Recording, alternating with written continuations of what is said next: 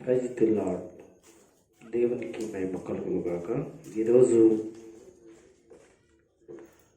యేసు ప్రభు వారి యొక్క పాద సన్నిధిని మనందరం కూడా ఈ విధంగా ఉండడానికి దేవుడు సహాయం చేశారు.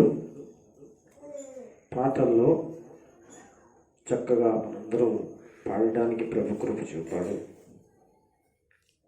మరి కరెంటు మనకి లేనిటి కొరత ఉన్నప్పటికీ కూడా మనం జాగ్రత్తగా మరి ఒక అర్ధగంట సేపు లేక కొన్ని నిమిషాలు మనము దేవుని మాటలు మనం విన్నాం. ఈరోజు ప్రార్థించే కొన్ని విధానాల గురించి నేను చెప్పాలనుకుంటున్నాను. ఆ మాటలు వాక్యంలోనే ఉన్నాయి. అంటే మోకరించే ప్రార్థన చేయాలా, లేకపోతే చేతులెత్తే ప్రార్థన చేయాలా, కూర్చునే ప్రార్థన చేయాలా, ఇలాంటి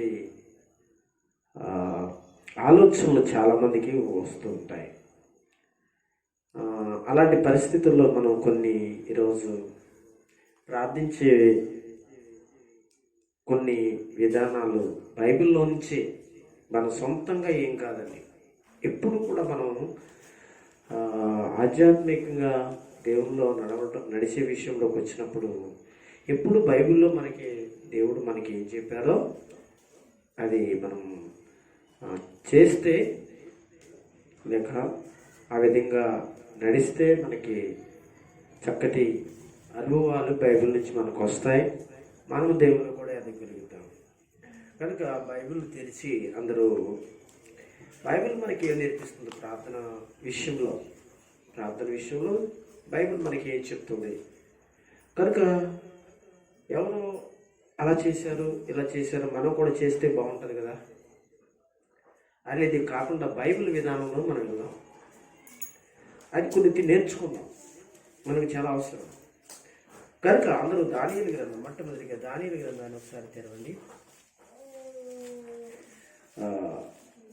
దయచేసి దానియేలు గ్రంథం తెరిచినట్టు మీరు 6వ అధ్యాయం తెరిచి, అందరికీ తెలిసిన విషయాలే, కొత్త విషయాలు ఏమీ కాదు. అందరికీ మనం ఎప్పుడు కూడా తెలుసుకున్న విషయాలు, తెలిసిన విషయాలే ఈరోజు మనం ధ్యానం చేయబోతాం. 6వ అధ్యాయం దానియేలు గ్రంథం 10వ వచనం చదవండి ఒకసారి. ఇట్టి శాసనము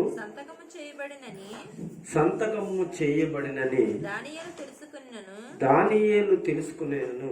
అతడు తన ఇంటికి వెళ్ళి యథాప్రకారము అనుదినము ముమ్మారు మోకాళ్ళుని తన ఇంటి పై గది కిటికీలను యెరూషలేము యొక్క తట్టు తెరవబడి ఉండగా తన దేవునికి ప్రార్థన చేయుచు ఆయనను స్తుతించుచు వచ్చెను. ఈ విషయం ఇక్కడ ఉన్నది మీ అందరికీ అనేక పర్యాయాలు చదివారు, దేవుని సేవకులు చెప్పారు. అయినా మనం తెలుసుకోవాలి. ప్రార్థించే విధానంలో అనేక విధాలుగా ఉన్నాయని నేను మీతో చెప్తూ, ఇక్కడ మొట్టమొదటి ఒక మాట మీకు తెలియజేసిందంటే మోకరించి ప్రార్థించడం.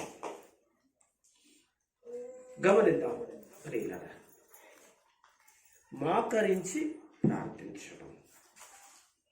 ఈ మోకరించి ప్రార్థించడం అనేది బైబిల్లో చాలా చోట్ల, చాలా పర్యాయాలు బైబిల్లో ఆయా చోట్ల మనకి కనిపిస్తుంది. అయితే దానియేలు గ్రంథంలో దానియేలు మోకరించి ప్రార్థించాడు అని ఉంది. మోకరించి ప్రార్థించాడు అని ఉంది. గొప్ప విషయం ఏంటి చెప్పంటారు? ఇక్కడ దానియేలు అనేటువంటి వాడు మోకరించి ప్రార్థించేటువంటి సమయము, సందర్భం ఏంటో చెప్పమంటారా? వయస్సులో లేడండి. అతను వయస్సులో లేడు. ఈ మోకరించి ప్రార్థన చేసే టైంలో అతడు వయసు మళ్ళిన వాడిగా ఉన్నాడు. చరిత్ర ప్రకారంగా అండి చూస్తే ఈ రాజు అనేవాడు అక్కడ ఉన్నాడు చూసారా. ఈ రాజు పరిపాలన చేసే టయానికి దానియేలు పడిచివాడు కాదు. మీకు అర్థమవుతుందా? కుర్రోడు కాదు.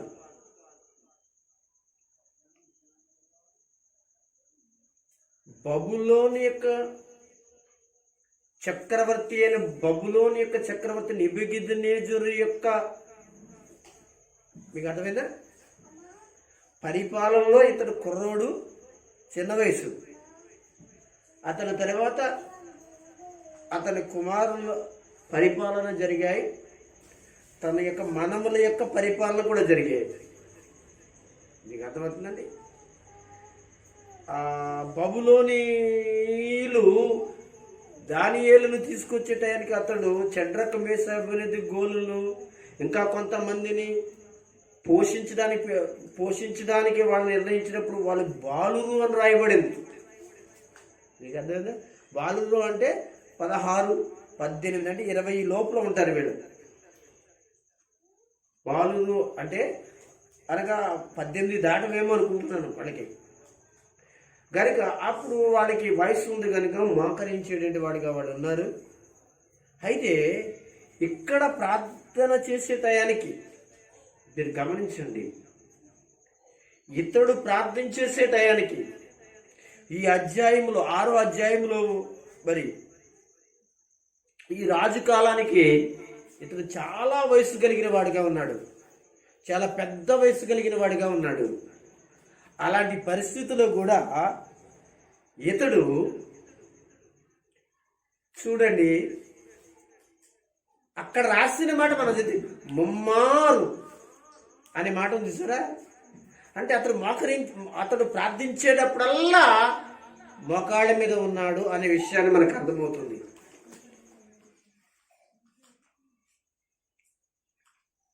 ఇంటిలోనే ప్రార్థన చేయనివ్వండి, లేకపోతే ఇంకెక్కడైనా ప్రార్థన చేయనివ్వండి, అతడు మోకరించి ప్రార్థించాడంట.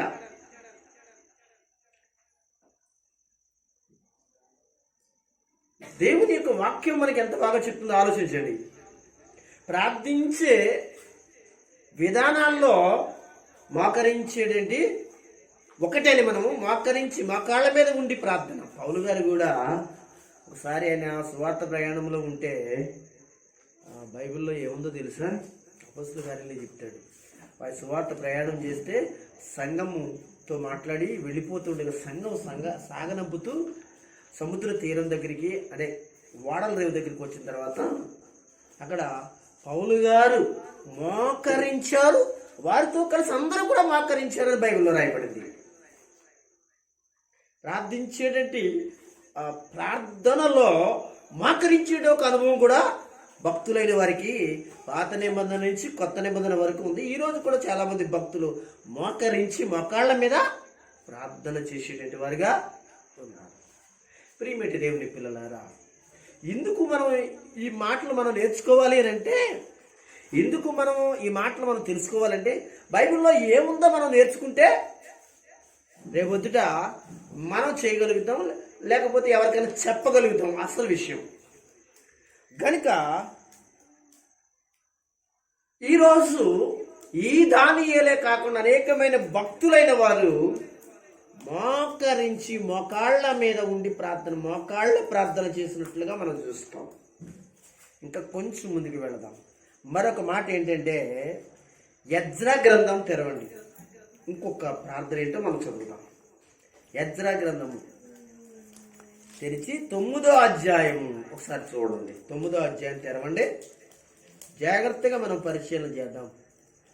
9వ అధ్యాయము, ఎజ్రా గ్రంథము 9వ అధ్యాయము తెరిచిన మీరు 6వ కాదండి, 5వ వచనం 6వ వచనం ఈ 2 వచనాలు చదవండి ఒకసారి. సాయంత్రపు అర్పణ వేళను జాగ్రత్తగా వినండి ఈ మాటలు చాలా జాగ్రత్త. 9వ అధ్యాయంలో ఉన్నటువంటి మాట 5, 6 వచనాల్లో ఏముందో, సాయంత్రము అర్పణ వేళలో శ్రమ తీరగా నేను లేచి నా వస్త్రమును పై దుప్పటిని చింపుకొని మొకాళ్ళ మీద పడి నా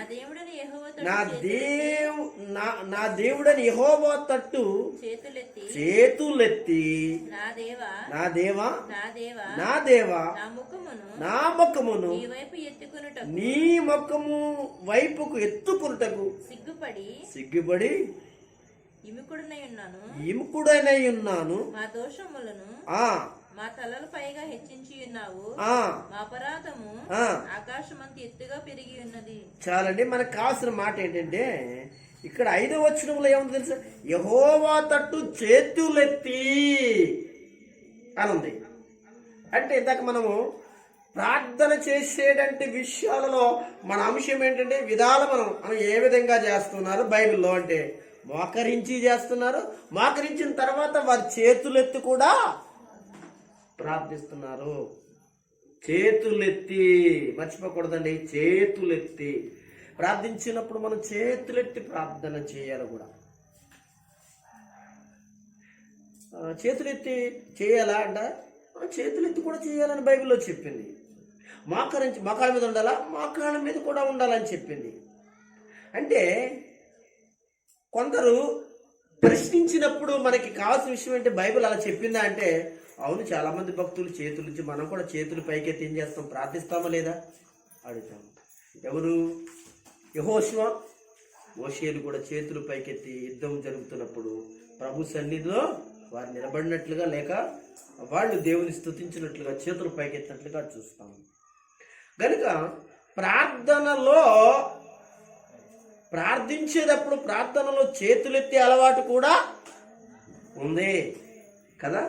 మనం కూడా ఆరాధనలో చేతులు పైకి ఎత్తుతాం కదండి. లేకపోతే ఉత్తప్పుడు కూడా ఏం చేద్దాం, మోకరించినప్పుడు ఇంటికాడ కూడా చేతులు ఎత్తి ఏం చేస్తాం, కంచేపు మనం పైకెత్తి ప్రార్థిస్తాం కదండి. కనుక ఈ విషయాలు మీరు మర్చిపోకూడదు. చేతులు ఎత్తి కూడా ఎత్తాలి. బైబిల్లో అనగా దావీదు ఎన్నో పర్యాయములు చేతులెత్తి దేవుని స్తుతించినట్లుగా ఉన్నది. ప్రార్థించే విధానంలో మోకరించడమే కాకుండా ప్రార్థించే విషయంలో ఇక్కడ ఏం చేస్తున్నాడో తెలిసింటే, ఇతడు చాలా చక్కగా మాట్లాడుతున్న విషయము, సాయంత్రపు అర్పణ వేళ అంటే సాయంత్రం అర్పణ వేళ అంటే ప్రార్థన చేసే వేళ అనే విషయం మర్చిపోకండి. శ్రమ తీరగా నేను లేచి నా వస్త్రము పై దుప్పటిని చింపుకుని మొకాళ్ళ మీద పడి, ఎంత మంచి మాట, నా దేవుడైన యెహోవా తట్టు చేతులెత్తి నా దేవా నా ముఖము నీ వైపు ఎత్తుతున్నాను, ఎత్తడానికి నేను సిగ్గుపడుతున్నాను అనేటువంటి ప్రార్థన చేస్తున్నాడు.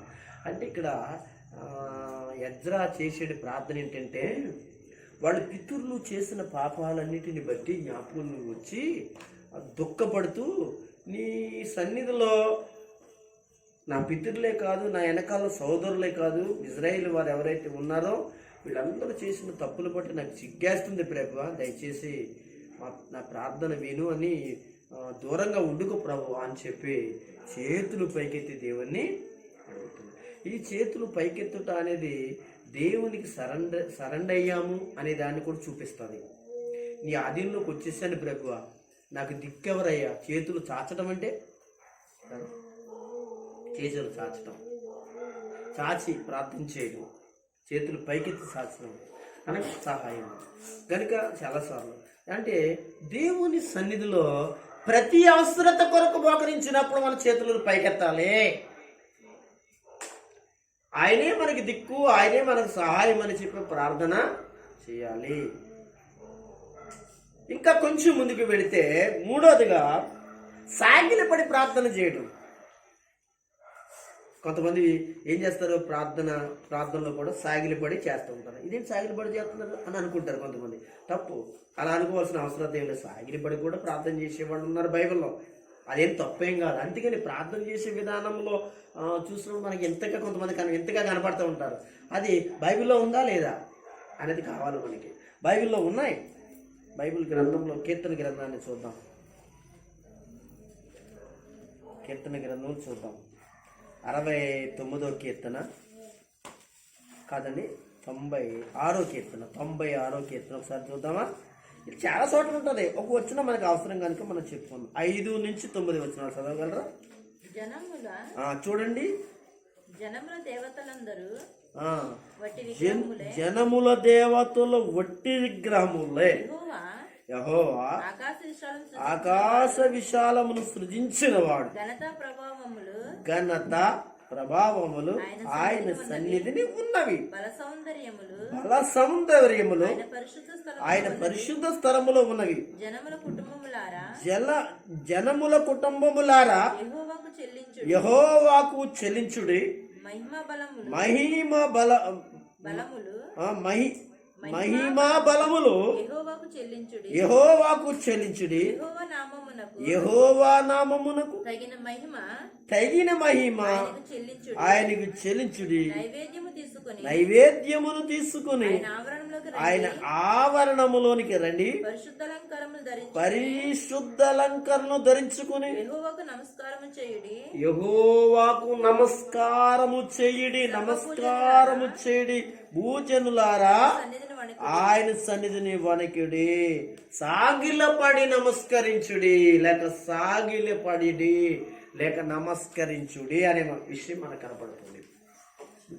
అంటే సాగిలపడి కూడా ప్రార్థించవచ్చు, తప్పేం లేదు. సాగిలపడి మొక్కొచ్చు, తప్పేం లేదు. ప్రార్థన చేసే విషయంలో మోకాళ్ళ మీద ప్రార్థన చేయడమే కాకుండా, చేతులు ఎత్తి ప్రార్థన చేయడమే కాకుండా ఇంకేంటంట సాగిల పడవచ్చు, తప్పేం లేదు. బైబిల్ మనకు చెప్పింది. చాలా మంది భక్తులు మరలా మాట ఎందుకు చెప్తున్నానంటే, బైబిల్లో మీరు అక్కడక్కడ మీరు కనపడుతున్నారు సాగిల పడి కదా. యేసు ప్రభు వారు బాప్తిసం తీసుకున్న తర్వాత ఆయన ఉపవాసం ఉంటాడు. ఆ కొండ మీదకి వచ్చినప్పుడు అక్కడ ఒక మాట కనపడుతుంది. ఆ మాట ఏంటంటే, ఇది ఇలాగే ఉంచాలి. ఆ ఒక్క మాట చదవండి.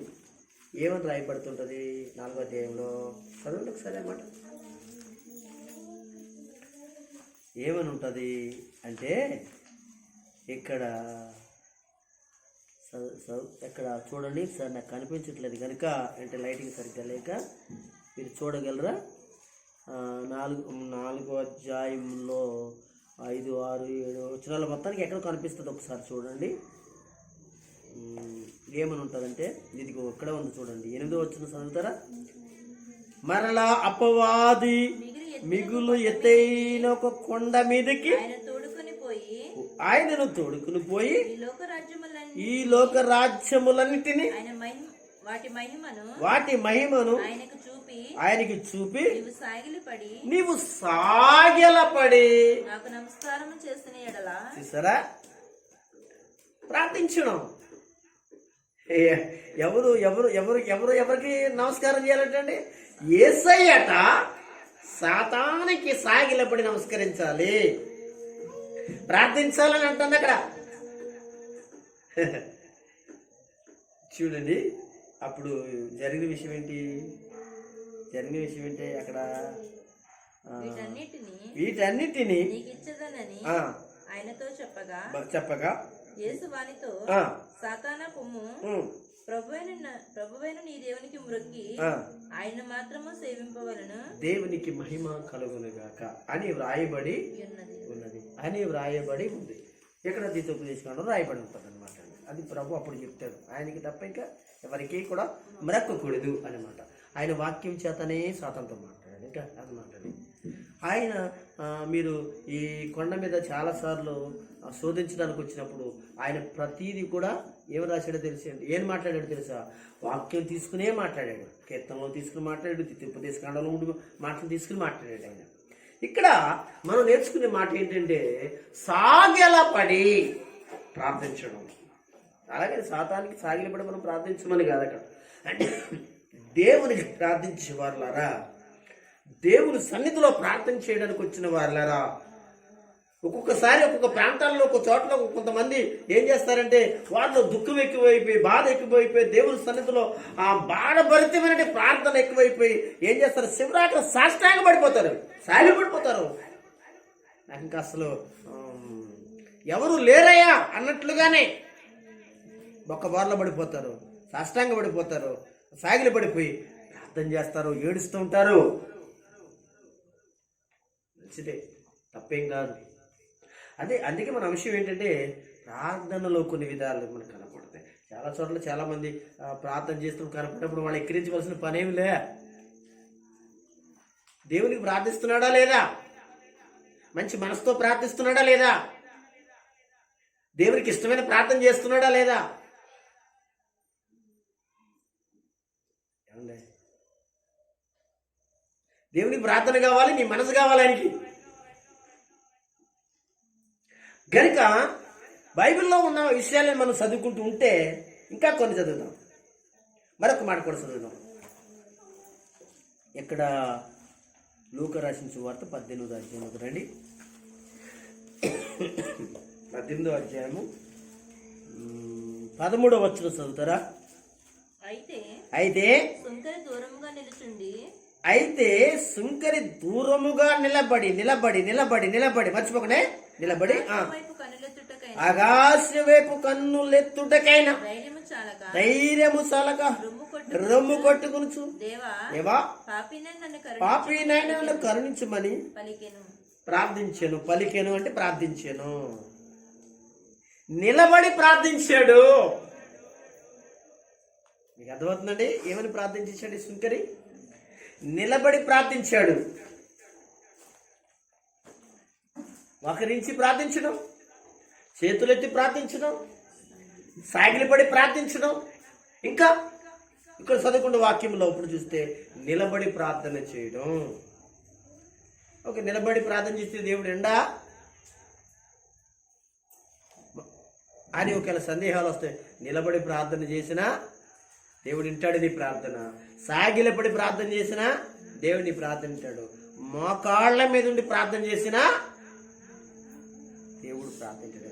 ఆయన ప్రార్థించేటప్పుడు దేవుని పిల్లలారా ఇదిగో తెలుసండి, ఒక్కొక్కరు ఒక్కొక్క రకమైన బలహీనతలతో కూడా ఉంటారు కదా. కొంతమంది మోకరించలేరు అనుకోండి, వాడికి ఏమనిపిస్తుంది, మనం నించున్న ప్రార్థన చేయాలని చెప్పేసి మోకరించలేనున్నాను కదా అని చెప్పి నించుని ప్రార్థన చేస్తారు, ఏకీపిస్తారు ప్రార్థనలో. ఈ సుంకరి పరిచయం మనకు తెలుసు. వీరు దేవాలయానికి వెళ్ళారు.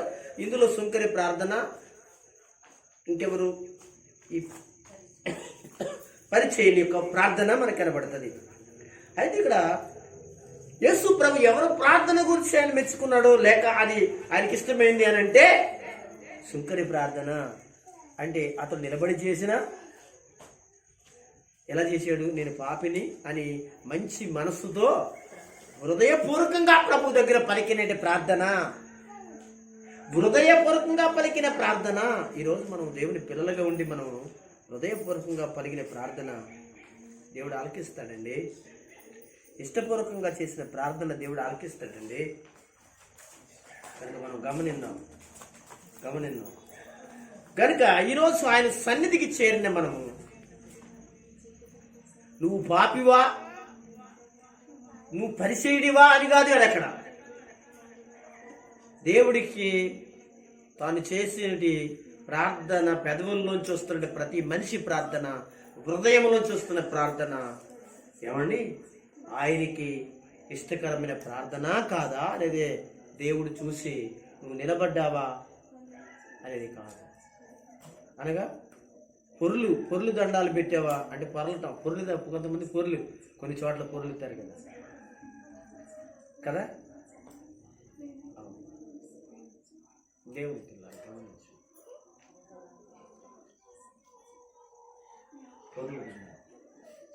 కొంతమంది ప్రదక్షిణలు చేస్తారు, చుట్టూ తిరుగుతారు. ఇక్కడ దేవాలయం చుట్టూ తిరుగుతూ ఉంటారు అన్నమాట. దేవునామస్మరణ చేసుకుంటూ తిరుగుతూ ఉంటారు. సరే కానండి, ఇక్కడ మనము ప్రార్థించిన విధానంలో మనము 5వ మాట కూడా చదువుకుందాం. 5వ మాట నెహెమ్యా గ్రంథంలో ఉంటుంది, చదువుదాం. అది ఎలా, ఆ మాటను కూడా ఒకసారి జ్ఞాపకం చేసుకుందాం.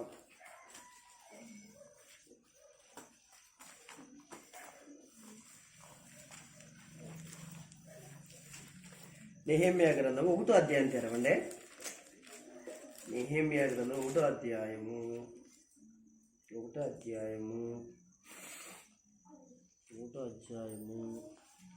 4వ వచనం ఒకసారి చదువుదరా.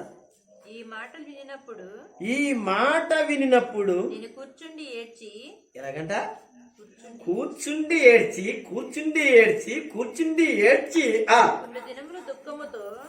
కొన్ని దినములు దుఃఖముతో ఉపవాసముండి ఆకాశమందలి దేవుని ఎదుట విజ్ఞాపన చేసి అబ్బా, నెహెమ్యా ప్రార్థన ఎంత బాగుందండి. నేను అనుకుంటున్నాను కొన్ని దినాలు ఉపవాసం ఉన్నాడంటే, ఎన్ని దినాలు అని చెప్పలేదండి. కొన్ని దినాలు అంటే స్టార్టింగ్లో అతను మోకరించి ఉంటాడండి కదా, తర్వాత సాగిలిపడి ఉంటాడండి. ఇక్కడ చూస్తే శివరాత్రికి అనేక దినాలు ఉపవాసం వలన ఏం మోకరించడానికి శక్తి లేక ఏం చేస్తున్నాడు? కూర్చున్నట్లుగా మనం చూస్తున్నాం.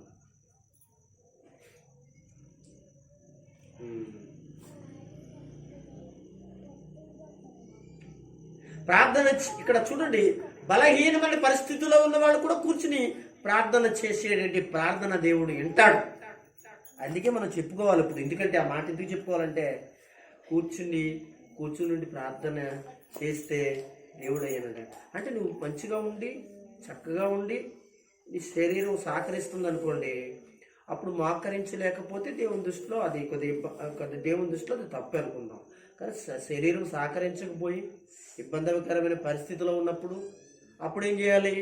ప్రార్థన మానేసుకోవాలా? మోకరిస్తేనే ప్రార్థన కదా, అందుకని మానేద్దామంటే కుదురుతుందా? కాదు. నువ్వు ఉన్న చోట్ల కూర్చో, వాసిపెట్టలేసుకో. బైబిల్లో దావీదు మహారాజు కూడా ప్రార్థన చేశాడండి. వచ్చిన జ్ఞాపకం లేదు కానీ చూద్దాం, ఉండండి. కరెంట్ లేదు కదా. ఆయన కూర్చుండి దేవుని సన్నిధిలో కూర్చున్నాడు అని ఉంటుంది మీకు. మరి దినవృత్తాంతాల్లో మరి ఎక్కడ ఉంటుందండి? చక్కటి మాట అండి. ఆయన కూర్చుండి రాజుల గ్రంథంలోనూ మీరు ఎప్పుడైనా చదివి ఉంటే దయచేసి చూస్తారా? ఆయన దేవుని సన్నిధిని కూర్చుండి అని అంటాడండి. సర్లేండి, మనకి లైట్లు లేకపోవడం వల్ల నాకు ఇబ్బందిగా ఉంది. ఓకేనండి. అయితే మనం దేవుని సన్నిధికి వచ్చామా లేదా? ఆయన సన్నిధిలో ప్రార్థన చేస్తున్నావా లేదా? నువ్వు మొక్కాళ్ళ మీద ఉన్నావా? మంచిదే. మొక్కాళ్ళ మీద ఉండడానికి అవకాశం లేదు, కూర్చున్నావా? మంచిదే. సాష్టాంగ పడుతున్నావా? సాగిలి పడుతున్నావా? మంచిదే. ఒకవేళ మరలా నీకు ఒకవేళ ఆ విధంగా కాదులే, నుంచినే ప్రార్థన చేస్తానని నువ్వు అనుకుంటున్నావు, నుంచినే ప్రార్థన చేయండి. చదువుకున్నాం కదా, ఆ శంకర్ ఏం చేశాడు? నిలబడి ప్రార్థన చేశాడు. దేవుడు ఏం లేదా? వెంటనే సమాధానం ఇచ్చాడు కదా ప్రార్థనకే. గనక మనం ప్రార్థించాము లేదు, అది ఆ ప్రార్థన కూడా హృదయపూర్వకమైన ప్రార్థన, దేవునికి ఇష్టపూర్వకమైన ప్రార్థన మనకు అవసరం. ప్రియమేటి వారులారా గమనించండి. నువ్వు చిన్నపిల్లడువా, నువ్వు పెద్దోడువా అని కాదు, కానీ నీ ప్రార్థన ప్రభు పాదాల దగ్గర ఎలా ఉంది? నెహెమ్యా చేసే ప్రార్థన ఈ 4వ వచనంలో ఈ మాటలు వినబడినప్పుడు, ఏ మాటలు విన్నప్పుడు? ఆయన నెహెమ్యా గారికి ఏ మాటలు వినబడ్డాయంటండి? ఎక్కడ? యెరూషలేము యొక్క దేవాలయం యొక్క మరి కాలిపోవడం, ఇంకా చూస్తే సరిహద్దులు లేకపోతే ప్రాకారాలు కాల్చేయడం, కూలిపోవడం, ఈ పరిస్థితులు అన్నీ పడినప్పుడు పాపం చాలా దుఃఖమైందంటండి, చాలా ఏడిపోయిందంటండి. అప్పుడు ఏం చేశాడో తెలుసా? డ్యూటీ సెలవు పెట్టేసి ఏం చేశాడు? కొన్ని దినాలంటండి ప్రార్థన చేశాడంటండి. ప్రియమేంటి వాళ్ళరా, అది కూడా కొన్ని దినాలు ఉపవాసం ఉండి ప్రార్థన చేశాడంటండి. అంటే శరీరంలో బలము లేని పరిస్థితి కలిగిన వాడుగా ఉండుంటాడు. అతను కూర్చుండి దేవుని సన్నిధిలో ఏడుస్తూ ఉన్నాడండి, కన్నీళ్లతో ప్రార్థిస్తున్నాడండి. ప్రభు అయిన దేవుడు ప్రార్థించాడు. కొంతమంది కూర్చుని కూడా చేయలేని ఇంటి పరిస్థితుల్లో కొడుకుని చేస్తారండి. దేవునికి స్తోత్రం చెప్పండి. దేవుడు తన ప్రార్థన వింటాడా? విండా అంటే ఖచ్చితంగా వింటాడండి. అవును, బాగుపడిన తర్వాత లేచేలాగా ప్రార్థన చేస్తావు. ఎందుకంటే ఆ పరిస్థితిలో కూర్చోలేని పరిస్థితిలో ఉన్నావు. పడుకున్నా నువ్వు చెయ్యి, ఎంతసేపు చేస్తావు? అరగంట చేస్తావు, గంట చేస్తావు, అనగా ఆ రోజంతా చేస్తావు. యేసుని స్తుతించి ప్రార్థించు. ఎందుకంటే నీ శరీరంలో నీ శరీరం నీకు సహకరించట్లేదు, నీ బాడీ సహకరించట్లేదు. దానికి ఇక్కడ అంటున్నాడు, నెహెమ్యా కూడా అదే పరిస్థితిలో ఉన్నాడని నేనైతే నమ్ముచున్నాను. అందుకే కూర్చుండి ఏం చేస్తున్నాడు? ప్రార్థిస్తున్నాడు. దావీదు కూడా ఆయన సన్నిధిలో కూర్చుండి ప్రార్థించిన రోజులు ఉన్నాయి, మోకరించి ప్రార్థించిన రోజులు ఉన్నాయి, సాగిలపడి ప్రార్థించిన రోజులు ఉన్నాయి, చేతులు పైకెత్తి ప్రార్థించిన రోజులు ఉన్నాయి, నిలబడి ప్రార్థించిన రోజులు ఉన్నాయి. దావీదు చేసినటువంటి ప్రార్థనలో అనేక చోట్ల మనకు కనబడుతూ ఉంది. ఏమిటి దేవుని పిల్లలారా, ఇంకొక మాట మనం చదువుకుందాం. 63వ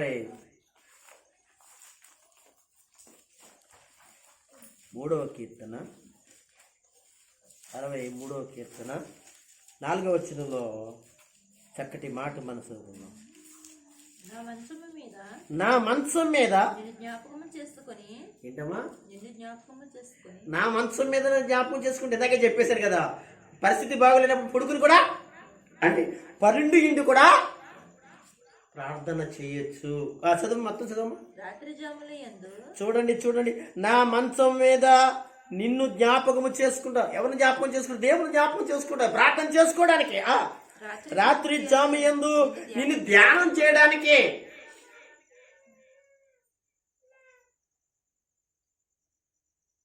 అంటే ఇక్కడ మనం గమనించవలసిన విషయం ఏంటంటే, చూడండి, మంచం మీద అంటే పరుండి ఇండి కూడా ప్రార్థన చేయి. అంటే పరుండి ఇండి అంటే మనకు ఆరోగ్యంగా ఉండి కాదండి, మళ్ళా మీకు జ్ఞాపకం చేస్తున్నాను, ఆరోగ్యంగా ఉండి కాదు, ఆరోగ్య సమస్యలు నీ మీద ఒత్తిడి చేస్తూ ఉంటే అప్పుడు ఏమనిపిస్తుంది? కూర్చుని ప్రార్థన చేయలేకపోతున్నాను, మోకరించి ప్రార్థన చేయలేకపోతున్నాను కనుక అని చెప్పేసి ఎలాగ పరిస్థితి అని కుంగిపోవాల్సిన పనేమిలే. ఆ పరిస్థితిలో మంచం మీదే ఉన్నావు, నువ్వు ప్రార్థన చేయి. దేవుడు నీ ప్రార్థన వినుగాక, దేవుడు అద్భుతములు చేయనుగాక. అంటే ఆ రోజు నువ్వు ప్రార్థన మానటానికి అనగా ఆ రోజున ప్రార్థన మానటానికి వీల్లేదు. ఆ రోజున ప్రార్థనను మనం నిర్లక్ష్యం చేయడానికి వీల్లేదు. చేయి ప్రార్థన. ఇది దేవుడు నీ ప్రార్థన.